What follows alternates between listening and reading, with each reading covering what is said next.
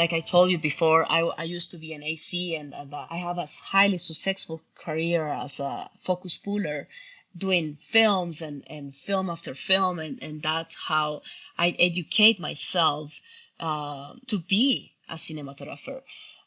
One of my major things that come in my mind, it's I work in a film called Gemini Man with Will Smith, and the film was directed by Ang Lee, and I was begging for months, to become I was a PA on that film, and I AC, I want to become a focus puller at that time.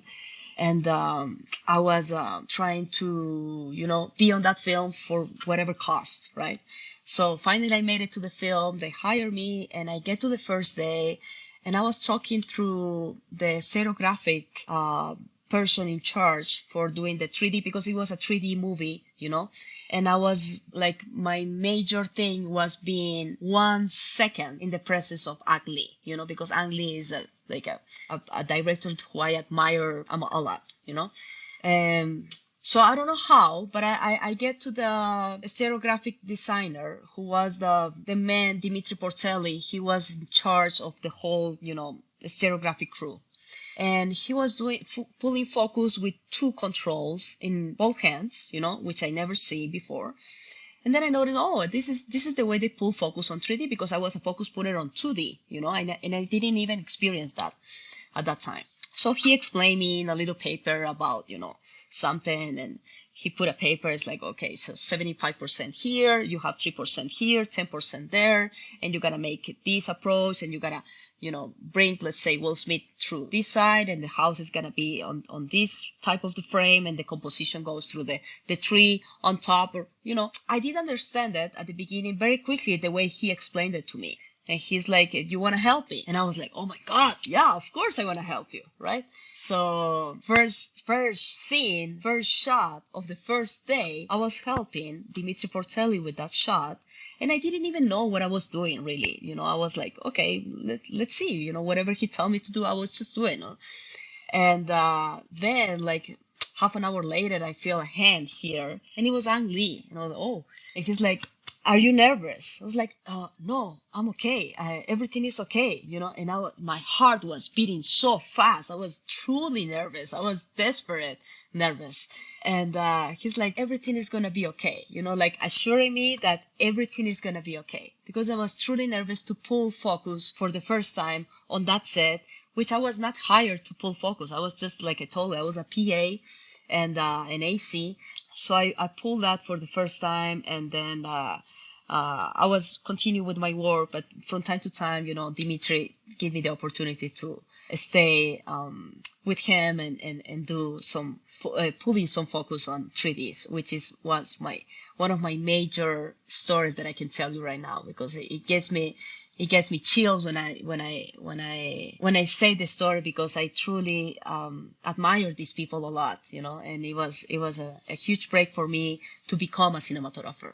Something else that I'm quite curious about, and this might sound like a bit of a stupid question, in terms of the visual effects in a film, any elements that are added in post, how does that work from a cinematography perspective? That's a tough one, because when I work with the special effects, let's say on action films, of course, directors will tell you, and the ADs will tell you way before you're gonna light that scene, you're gonna light it for visual effects, or let's say you're gonna put a chroma key, or different panels of light through that scene. Let's say on Guillotine, we have a lot of special effects, because as you can imagine, we were chopping people up on that guillotine, and that's all fake, right?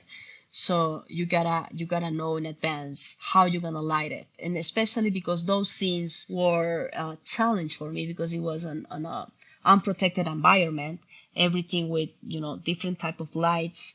It was outdoors, which it was sunny and not sunny, and you have the clouds moving in, back and forward all the time. So it's outdoors. You have no control over that.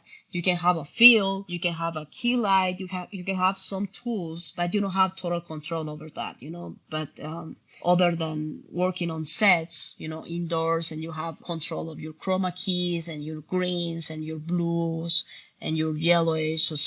So that's a major, let's say, protective environment that you can do for VFX. Yeah.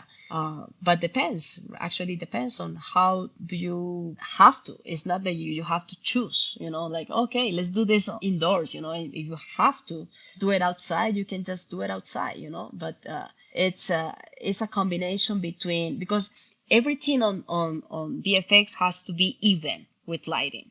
It's not that you can have a few stops of light here and stops under. It has to be on the same IRA store, stops of lighting. And the range and the exposure has to be specific. And of course, thankfully, we have a lot of VFX supervisors which come and take photos of the specific shot that you make. Try to, be equal with your composition. Try to be equal with your range. Try to be equal with your light, and they help you in post in so many ways. But yes, always a challenge to light up or compose for a VFX. Definitely, yeah, it's a tough one. For any technique that you wanna apply to cinematography, let's say lighting, right?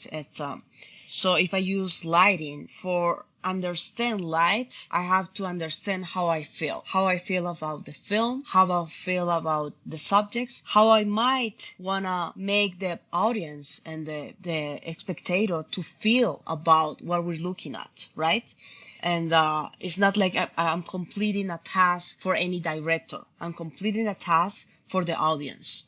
So when you talk about light, you talk about backlight, fill light, kicker light, you talk about any single light. You have to understand the image. You have to understand what is lighting, what is this mood, what is this tone, what is the expectation is going to feel with this, because you can make emotions with light. You can make emotions with color. You can make emotions with movements. So it's a very big question what you ask, because it has a lot of approaches to how do you understand lighting, how do you feel the light, not only on your face or on your back, on your sensations, but on your emotions. So that for me is like the most brilliant thing to understand about the techniques. You develop your eyesight, you look how you work through others, you look at paintings, and then you feel that, okay, so let's say Edward Hopper is the kind of lighting that I need for this specific scene, for this specific approach, for this specific movie, So you look at your work, you look at others' work, other movies, other cinematographers, and then you make a cinematography design before making the film, so you can have an approach to the director and see how we can collab with these kind of techniques, But basically you develop your own way of seeing things, It could be many keys for exposure, so you feel the range through any emotions on sets. I used to be a cinematographer that always go with a light meter on sets, and I used to light meter every single thing so I can know if I'm in the correct exposure, I'm in the correct range. And then I figure right now I don't use a light meter anymore, because now I feel, okay, this is 2.8, not exactly, but I'm getting to it, I measure with the lens, I measure with the false color. There is tons of tools right now that you can use so you can know if it's a correct exposure or not. So you manage to go by lighting, by exposure, by range, but I will say simplicity is the key to understand the techniques of cinematography.